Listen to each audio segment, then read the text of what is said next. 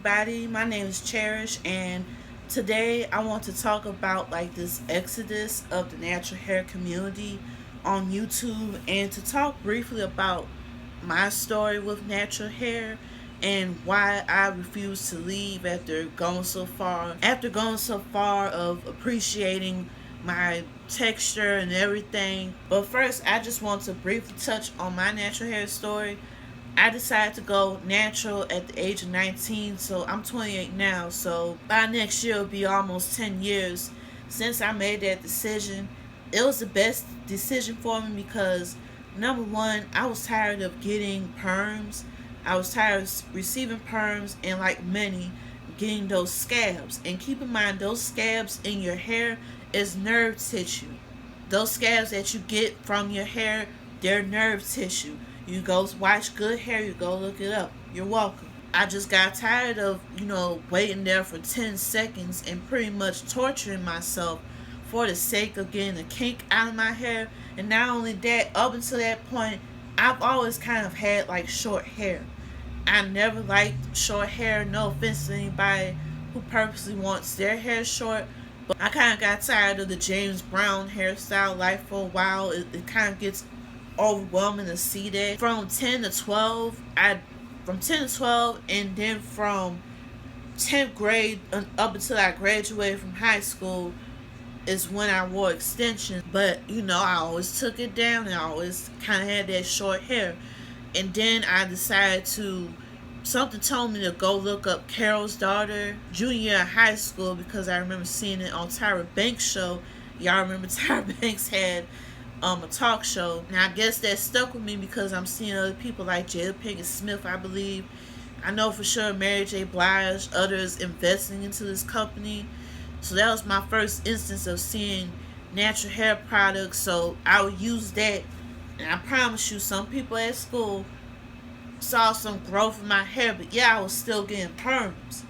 So it's like I go watch Good Hair by Chris Rock, and I'm like, this is really hitting hard for me to go write the pros and cons of why I want to wear my hair natural. But I made that decision at 19, especially after high school, to grow my hair out. I decided to transition for a year.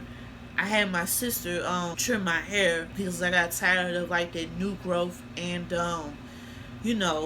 nice new growth, but those slinky ends. From there, I've been natural for up to 10 years now. My hair has been the best that it's been. It has grown, it's thick. Like for me, it feels like I could put a lot of growth, and I put a lot of time and effort into my hair because I want my own hair, and I want it to grow. To me, my philosophy is that perm hair to me is not my hair, because you have to do the big chop or transition out of it. So to me, I felt like it's not mine if I am necessarily manipulating it to a straight style. But I kind of feel like with the natural hair community, sometimes when doing like sleek ponytails or say twist outs, I kind of feel like to a certain degree that kind of goes the same way of making sure it's slick and manipulative to where I could get it to its sleekest, smoothest, and close to getting a perm. I don't miss the smell. I do not miss the chemical burns. I came too far in my journey to want to go back to putting that nasty crap in my hair. Like what, every 2 weeks, every 4 to 6 weeks? I don't know, because I don't mess with that no more. And pretty much, my sister went natural. She has a beautiful puff. My cousins went natural as well. And my older cousin, by 5 years, she had like nice full head of hair, and her hair was she would get perms just like me. So it doesn't really matter if you're natural or if you decide to have your hair straight. It's really the regimen and care that you put into taking care of it, maintaining. Seeing these videos of why people feel disencouraged and why they fell out of funk with the natural hair movement made me write some of the reasons down. Number one, How many videos can you make about natural hair? How many videos can you make about wash day? How many videos can you make about the perfect twist out? And then having the nerve to tell me, who feels discouraged about doing twist outs, why I'm doing it wrong. Why your hair isn't growing this way? Why is that? And it's like, I did all the right things. I put the mousse, I put the leave-in conditioner, I did all that. Maybe it's something that you're not telling me, but it's like, it seems like every channel has, repeats of the same thing of washing your hair, styles, and everything. It's just like, okay, you're done. And I'm pretty sure, I'm certain profiles like Natural 85, I'm certain that Whitney at some point is probably gonna get tired of hair. Like sometimes I feel like Whitney is gonna get tired, maybe to the point of doing it, because it's like, well, how long can you keep pretty much the same methods repeatedly? Like, it's getting to the point I see what it was, sweet potato being put into your hair. I think that's pretty much a reach. Like, provided that there are going to be new avenues of hair products and techniques and tools to come out, she and many others may be here to stay. But it's like, it's going to get to the point where they're going to be tired and divest into other subjects. And it's funny about divesting, because I came across Nappy Headed Jehovah's channel, because she did a video about how the body positivity movement was hijacked. And I agree. I never really got into the body positivity movement. There's great clothes now, but there's a connection with the body positivity movement and also the natural hair movement, which I'm going to get into my next point, is that sure, we may be in some sort of progress with body image and hair, but one thing holds the same, is the type of body image being pushed forth. And in particular for this video, it's a type of hair pattern being pushed forth in terms of the natural hair movement. My second point is that the natural hair movement, and in particular YouTube, you go on YouTube, it feels like they're promoting a certain type of hair that is type 3. If you do see type 4 hair, it is full, like a full afro. If you see an afro, type 4 afro that is short, some people, and this is still going on in the black community, some people will feel like that is not cute, it's not right, that is quote unquote nappy. It is not nappy. It may need to be moisturized. And I'm glad that Jehovah brought up in a video about the H&M outcry, because it shows the worst in us. Now, I don't blame them about the outcry, because you have to worry about the fashion industry and these photographers. The fashion industry likes to borrow a lot from black culture, being an anchor of, like, creativity, ghetto until proven fashionable. But at the same time, it's 2020 and still want to act brand new about, makeup and in particular hair. So I feel like to a certain extent we had to be cautious, because that photographer, the stylist, people on set may have did that young girl. And another instance they had with J. Crew. J. Crew had some pictures out for their brand. An older black woman with her hair slicked back, didn't look like they bothered to do anything about it. And there was outcry about that, because it's like, again, the fashion industry, they are like they have no clue and can't have somebody from the culture come in there and educate them about proper hair maintenance, or bring somebody in and do it themselves. You never know. But the outcry is not hurting H&M. It's not hurting J. Crew. I mean, they're bankrupt anyway, but it's not hurting those. If only it's giving them more prominence, it's giving them more airtime. Because I still shop at H&M for my child. It's like instances like that. It just doesn't hit hard for me to say, okay, I'm just not going to, pay my business, pay my money over here. But yeah, that H&M moment just shows that, we worry so much about our hair and how it's formed and everything, even in its natural state. Even in this moment in time where we're supposed to be more embracing of our hair. Same thing with Gabby Douglas. I watched Paris Milan. She talked on Gabby Douglas, the gymnast and, medalist. She had bald spots from having her hair pulled tight, and I feel bad for her because, couldn't there been something, a style that appreciates her, not just her hair, but for a sport? Because I understand you can't just have your hair all over. But I find out it's our own people criticizing about her hair, about appearance, and it's like she's trying to win some medals and bring more prominence to this old raggedy country. Y'all worrying about her hair. And it's like it just shows the worst of it. And going further into, this texturism, your whole said best, colorism walked, so texturism ran. Because what skin preference, and especially what hair preference, is going to be pushed forth? So there's going to be some pressure to get to a less kinky, coily point.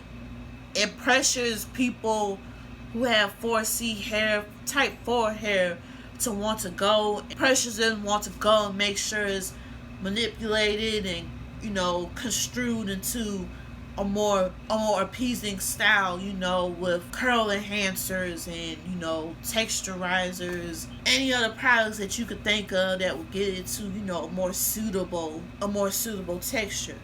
And I feel like it's not just us that we have to prove, it's the world.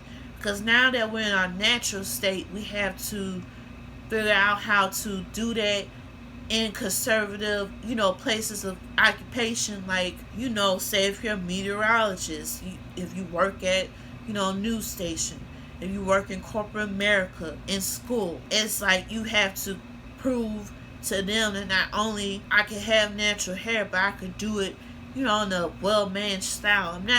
Of course, as black people, we're not just going to go up to our jobs looking any type of way. We had to do this before, this natural hair movement. Making sure our hair was sleeked and, sleeked and fine, making sure that our hair was in a manageable place.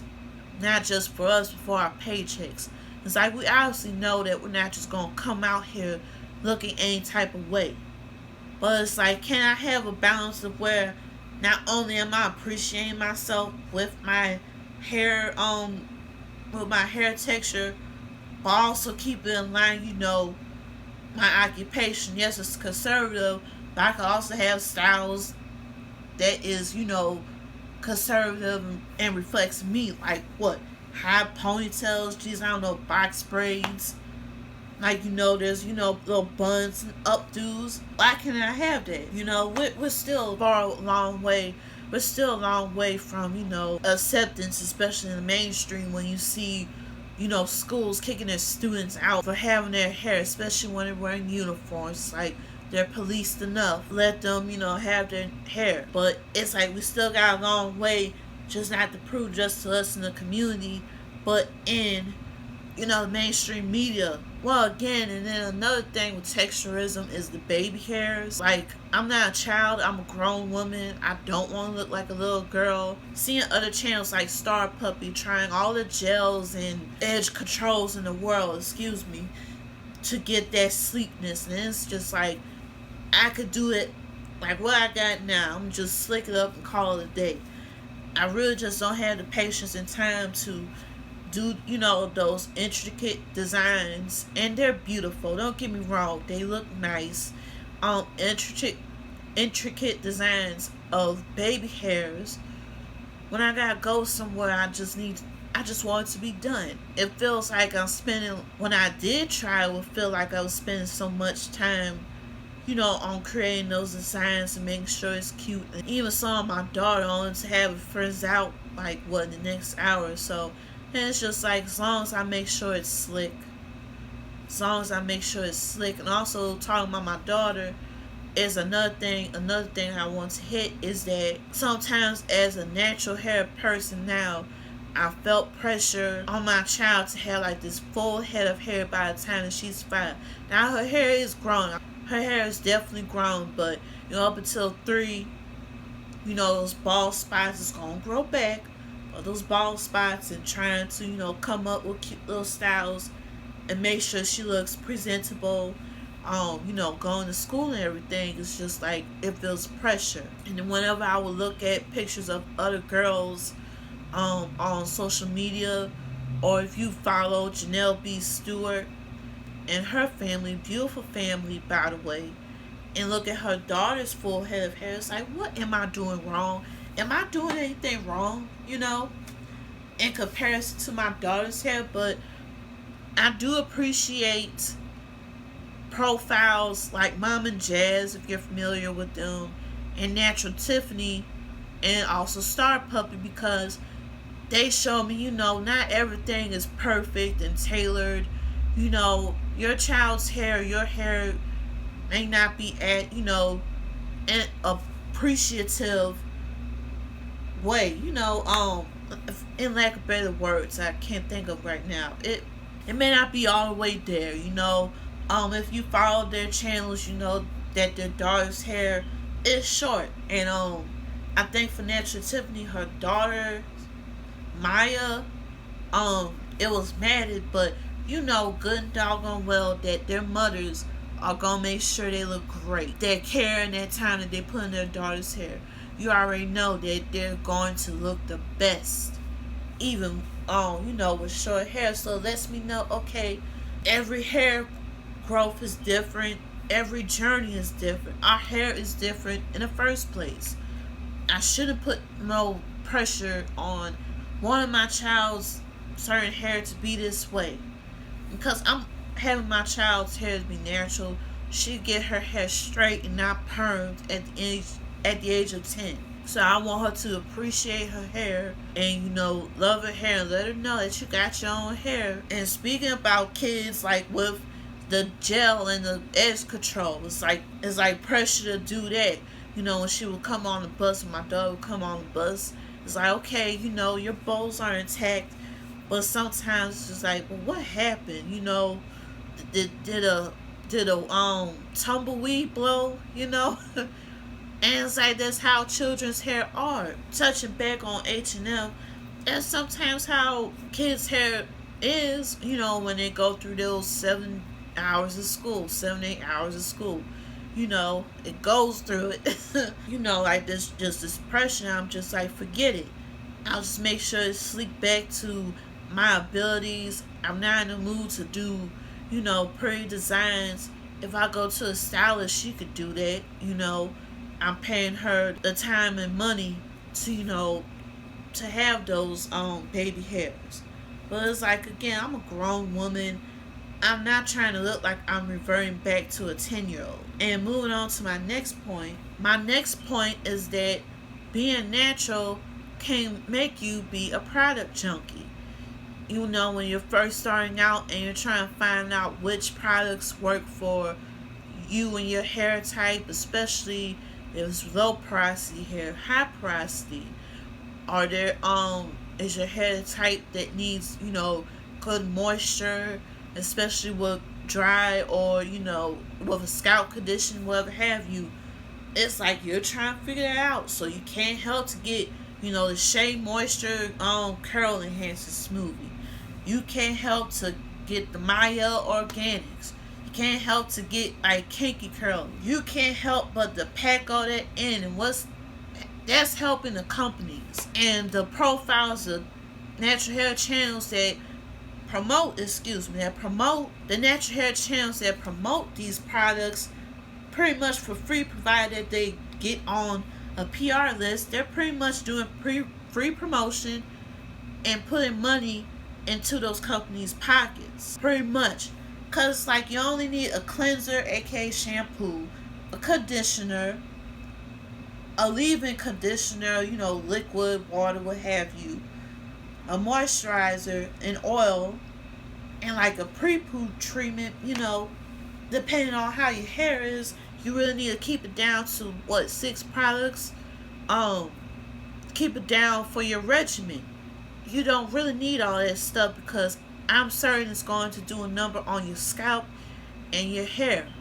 It's like you feel the need to get, the latest leave-in conditioner. And it's like, use what you got now in your pantry. And I guess, black hair in general, it takes a lot of manipulation anyway to comb and to, smooth and get to a style. So it's like, you're already going to have enough products anyway.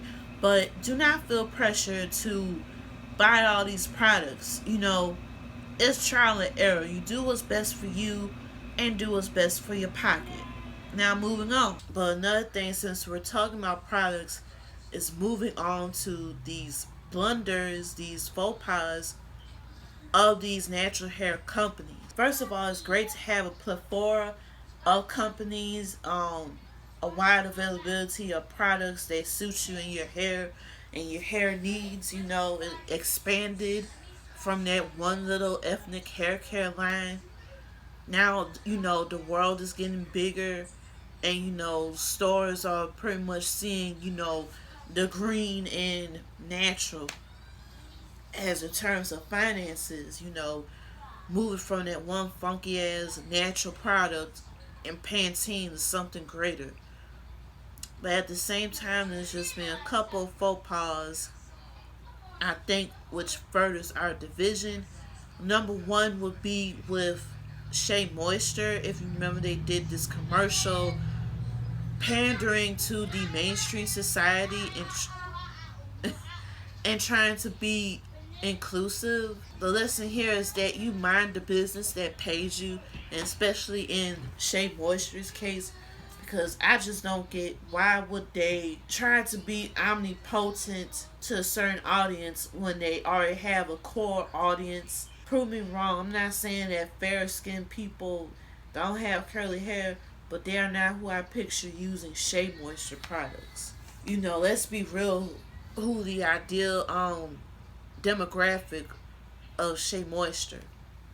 I feel like it was just poor pandering in their quest to, expand the brand now that they gain more prominence. Another blunder will be Eco Styling Gel. In the past year or so, I think seeing a couple videos about, multiple videos saying that they felt like they had headaches from this product. Multiple videos and multiple claims that they had headaches from using this product. Unpopular opinion, I think it's a load of BS. Everybody wanted to jump on the bandwagon. It's like, oh, that's why I might have had a headache. I'm like, are you sure? Like I said, are you sure? Like, I don't want to downplay, but I've used Eco Styling Gel in the past, and I never had any headaches. But then again, that's just me. Felt like some people were just jumping on the bandwagon of controversy, and you could just prove me wrong. I mean, if this product would cause like migraines, headaches, things of that nature, it would have been discontinued. But now, there's more controversy in like the company ethics of Eco Styling Gel. I guess it's fine. There's other avenues of hair products, in particular, edge control and gel. Moving on to another blunder, which would be actress Tarji P Henson's products. And I love when black people, especially black women, set out to venture into the beauty and hair industry. 9 times out of 10, for sure, I know that they're going to put some care and some thought into these products. For example, Fenty Beauty, Fenty Skin, Pat McGrath. I really would love to buy that Mothership Rose palette, when the ducats rolling. But yeah, Pat McGrath, Tracy Ellis Ross's pattern hair care line. So many. I think Alicia Keys is coming out with skincare line, and that fits her because she has good skincare. Rats like James Charles want to be, nosy Nancy's. But moving on, and in particular, Tarji P Henson's hair care line. Now there was outcry about that because the products itself didn't feel like they catered as much to, natural hair. The only product that it seemed to look good that I would want to try is a sugar scrub because, emphasis on the scalp and, make sure it's cleansed and, free from impurities. But you're gonna have to go back to the drawing board about gel. You know, I want Taraji to succeed, and it's never too late. I just wouldn't want this to be like short effort. Um, a limited time effort for her, because like the products that I mentioned, the brands gotta be great, especially for black brands. You cannot. It's like black brands, you gotta do a twice fold, especially in the case of like what Rihanna and Pat McGrath. So anyway, the last blunder in recent past, I believe this summer, is Mael Organics. Mael had a big blow up because it decided to be, nasty towards one of its customers. I believe in reviewing the rice water collection.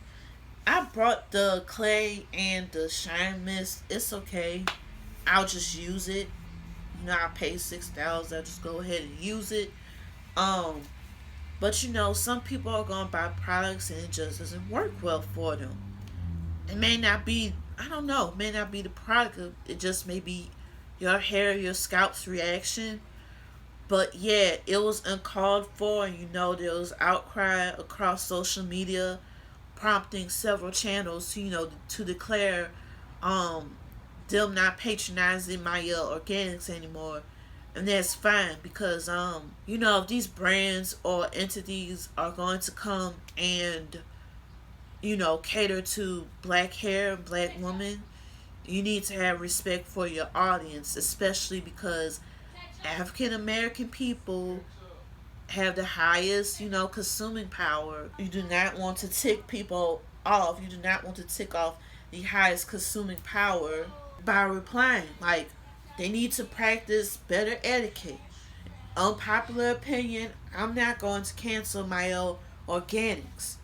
I'll put up the thumbnail of the person. I'll put up the thumbnail of who I'm referring to. She's a Canadian lawyer. Um, on YouTube, and she talks about how with black brands, is it really worth necessarily canceling, because it just hits 2 times harder. And I agree. I think need to worry about necessarily which brands to cancel, which people to cancel. I think that this is something that Mael can come back to this, and you would have thought that entering the business they would realize that you're not going to have everybody, they're not going to have everybody on their side. There are some people that are not going to favor the products, and that's fine, as long as you have your core audience there, your consistent patronizers. That's all that matters, really, in terms of a business. What I find funny is that Layla Lynn, or Linda Lynn, I believe, they weren't the first nor the last to denounce a certain Mael product. Like I said, I'm cancel culture's worst nightmare, because not only am I still using Mael, I'm still using Juvia's Place. I still eat at Chick-fil-A once in a while. Who else do I use? I still shop at H&M for my kid, because I sometimes feel like the controversies isn't as big. They're not as big as a blunder for me to just want to completely cut them off, because companies do have a second chance. They need to realize their gaffes, their faux pas, and to build from it. Sometimes the outrage just feels outrageous itself. Sometimes outrage is necessarily because we need to call out what's wrong, in particular Mael's, um, business etiquette. But at the same time, it's like, now I'm sorry, it's not enough for a reach for me to cancel these people. So I'm still going to support them. Respect. I respect you for if you don't want to bring your money over to this certain company. I think the main thread with these blunders is that they gotten big now, so it's like what to do to keep with the momentum, what to do to bounce back from setback. Are they really listening to their core audiences in terms of in terms of image and in terms of the durability of the product. But yeah, that's all I just wanted to say. Thank you so much for looking at this video. If you enjoyed it, please give it a like, comment, and subscribe. Remember, the future has potential, and I will see you next time.